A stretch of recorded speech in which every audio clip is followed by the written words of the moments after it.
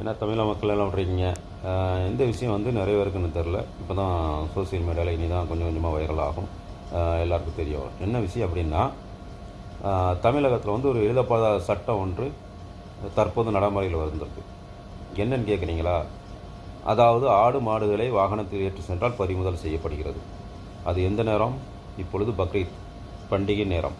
இந்த நேரங்களில் விவசாயிகள் அல்லது பொதுமக்கள் தங்களது ஆடுகளை மாடுகளை வளர்த்து விற்பனைக்காக சந்தைக்கு கொண்டு வருவது அல்லது மற்ற சிறிய சிறிய கிராமங்களிலிருந்து நகர்ப்புறங்களுக்கு கொண்டு வந்து விற்பனைக்காக கொண்டு வரக்கூடிய நேரம்.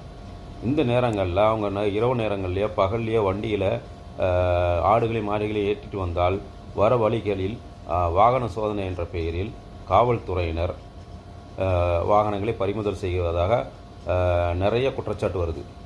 கிட்டத்தட்ட இப்போ ஒரு 20 வாகனம் வரைக்கும் பறிமுதல் செய்யப்பட்டிருக்கு.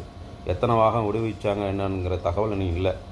ரெண்டாவது இல்லை, கைவிட்டு கேட்குறார்கள் லஞ்சம். அதாவது பிடிச்சி பறிமுதல் கொண்டு போயிட்டு ஸ்டேஷனில் கொண்டு போயிட்டு சில வாகனங்களுக்கு லஞ்சம் வாங்கி கொண்டு விட்டுருக்காங்க. இது வந்து தகவல், அதிகாரப்பூர்வமான தகவல். இது வந்து என்ன அப்படின்னா, இது என்ன செயல் தமிழ்நாட்டில் இப்போ நடக்குன்னா, இப்போ ஆட்சி மாற்றம் வந்த உடனே இப்போ இந்த காவல்துறை யாரோட கண்ட்ரோலில் இருக்குங்கிறது தெரியணும். எல்லா காவல்துறையும் இல்லை, ஒரு சில காவல்துறைகள், ஒரு சிலனா அதிகமானவரே இருக்கிறாங்கன்னு வச்சுக்கிடுங்க. யாரோட கண்ட்ரோலில் இருக்கிறாங்க அப்படிங்கிறது தெரியணும். அப்புறம் திரு சிஎம் அவர்களுக்கு, விஜய் அவர்களுக்கு ஒரு வேண்டுகோள். காவல்துறை உங்கள் கட்டுப்பாட்டில் தான் இருக்குது. நீங்கள் உங்கள் கட்டுப்பாட்டில் வச்சுருக்க காவல்துறை உங்கள் பேச்சை மீறி இவ்வாறு செயல்படுவது உங்களுக்கு தெரியுமா தெரியாதான்னு தெரியாது. இந்த வீடியோ மூலம் நாங்கள் தெரியப்படுத்துகிறோம். அதாவது இந்த நேரம் பக்ரீத் பண்டிகை நேரம், அதிகமான ஆடு மாடுகள் ஏற்றி வர வண்டிகள் அதிகம். அதனால் இதை கவனத்தில் கொண்டு நீங்கள் இதை தெளிவாக கவனிக்க வேண்டும். கவனித்து நீங்கள் உத்தரவு பிறப்பிங்கள். ஆடு மாடு வாகனம் ஏற்றி வரும் வாகனங்களை தேவையல்லாமல் பறிமுதல் செய்வது கூடாது.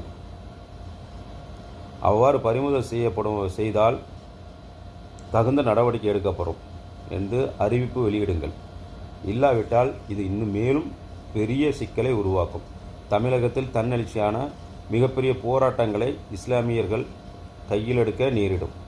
அதனால் இந்த விதமான சிக்கலும் இல்லாமல் இருக்க தமிழகத்தின் முதல்வர் திரு விஜய் அவர்கள் இதில் தலையிட்டு நிரந்தர தீர்வு கிடைக்க பெறணும்.